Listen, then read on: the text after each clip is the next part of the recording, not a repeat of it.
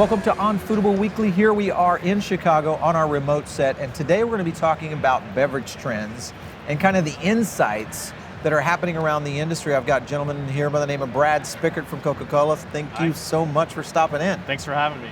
Brad, let's just jump into it, kind of going into the trends. When you look at craft beverage kind of really starting to shift a little bit, consumers are asking for things like that now. They're expecting, I think, craft beer, the movement, kind of opened up other beverage ideas. Where do you guys see that going in terms of affecting the restaurant industry? It's not necessarily an either or an or. It's usually, as we've talked to operators and consumers, it's an and. So a combination of what you might call traditional or core beverages augmented with some crafted beverages like our Blue Sky seem to make the most sense for operators because they can expand their reach to their consumers. Right. We also see another trend in terms of crafted, meaning maybe a broader sense than just the beverage itself, like a craft beer. It's about how operators can craft or create a beverage in their outlet, and we work with them to use our products to combine things together that would be a unique beverage for them to offer to their consumers and guests. And so we really find that as a trend, that's something that they can own, and we facilitate that by working with them to do things that match their menu offering. Love the Freestyle. That had to be like the #1 innovation, at least I saw in the last 20 years in beverage. So congrats on all that. Thank you very much. Tell me a little bit about where that strategy is going next level.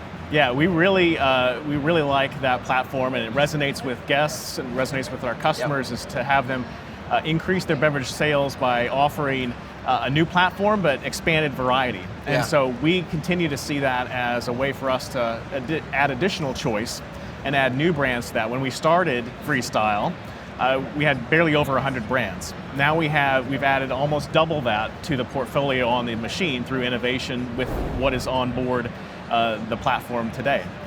We also see it as a great marketing asset that we've just scratched the surface at. So you think about consumers being able to interact with that screen. We think there's a lot of opportunity there to increase it as a marketing asset and a way for our customers to message to their consumers and guests to increase their beverage sales and overall profits. I was going to add to that is the interesting study I was reading not too long ago is interactivity delivers brand penetration to the user much better. That's why touchscreens are so powerful. And I noticed that when I'm going to a Freestyle and watching a Freestyle restaurant operate, you see the guest interaction with this so much differently than, hey, here was the soda that came out. Right. Is that something that was that a planned effect, or was this something you guys discovered as the process grew? I think there was a little plan, but there was a lot of discovery as we worked with our partners on what worked best for them. My favorite feature of Freestyle is the app.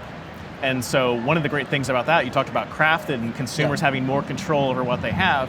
The app allows a consumer to create their own beverage. So my favorite beverage that I have in my app that I get whenever I go to a Freestyle is 70% Coke Zero, 30% Fanta Orange. And I can always get what I want. I don't have to do anything on the screen. I've got it programmed in my app. I show it up to the machine, and there it pops up. And you get that personalization and that interaction that I think a lot of folks are looking for. So every customer becomes a craft soda manufacturer. Essentially, yes. I just made my own. Exactly. All I need is a bottling plant now, right? All right, let's talk about kind of this Dine study you guys have done. Where was that going? What was kind of the reason behind it? What were you guys looking to achieve by it? Right, so Dine is a study that we are launching. It's called Dine 360. And through that, we wanted to understand better the path to purchase for consumers when they go into a food service occasion. Right.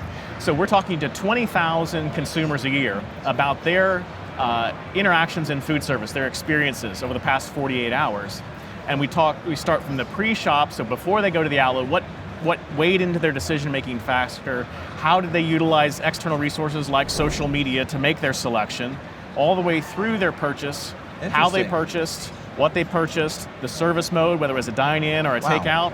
And then post-shop, we wanted to understand what the imagery was for that experience. So we collect things around guest satisfaction, about the outlet overall, about the food, the beverage, the cleanliness of the restaurant.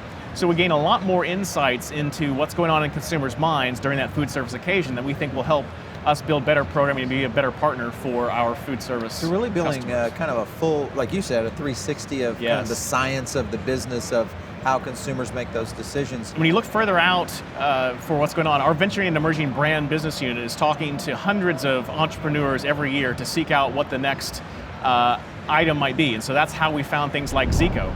Right? Our coconut water came in through our Venturing and Emerging Brands business unit as they were looking at what are the cusp of consumer and entrepreneurial trends. All right. That's got to be, how do they go about that process? Because there's like so many of these little upstarts and kind of venture concepts that are building everything from, how do you guys go about that? A lot of conversations, obviously, with entrepreneurs, but a lot of it through relationships. Okay. Right. So we want to help and foster that community. So we have things like the Founders Council, where we bring in innovators in to help them think about their growth path. So we want to be involved in that industry because it behooves us to have that working relationship earlier on with some of those next trend beverages. Yeah. All right. So I was talking to Ben Shanley. I don't know, a few weeks ago. We were at a conference together, and he really impressed upon me this whole movement to low and no calorie. And he said that you guys are really taking a hard position in this and going with some new strategies.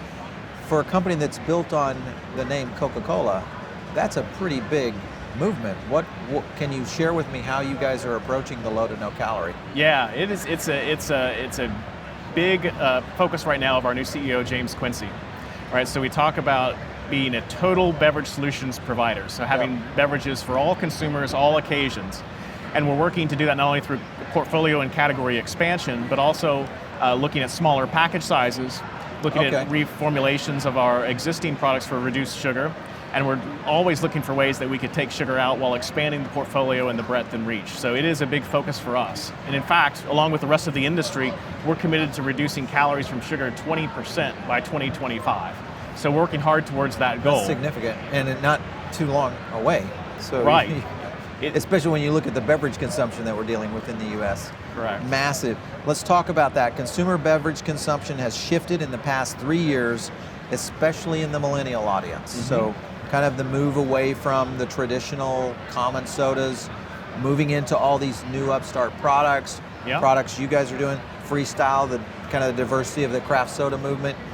Where do you see that going in the next, say, 10 years? Yeah. So from some research we've done, we know that 70% of millennials actually drink soda about once a week. But what we've found is that they are variety seeking. So they'll have more categories that they engage in per week than, say, previous generations. And so for us, what we want to do is make sure that we have those solutions. So we talked about Barrolitos, but we also have featured at the show here Dasani Sparkling in Fountain. So we're bringing that product, which has had great success at retail, into the marketplace for our food service customers who may want to have some offerings in the sparkling enhanced water space to hopefully turn what is a non-generating beverage into a revenue-generating beverage for them. Yeah, absolutely. Well, talking beverage insights all day, I'm sure I can pick your brain, and don't worry, I'm going to ask to do that again. All right, signing off here from Chicago on the remote set for On Foodable Weekly. Catch us on our next show on the Foodable Network.